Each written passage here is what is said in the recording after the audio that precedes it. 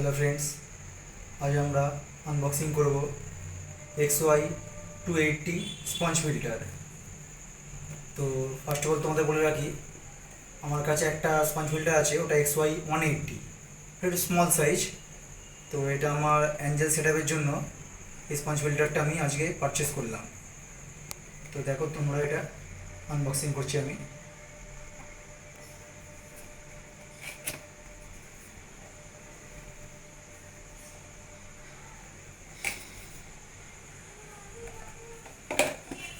দেখা যায় ভেতরে এটা পেলাম, বেশ বড়ো সাইজের আছে কিন্তু এটা।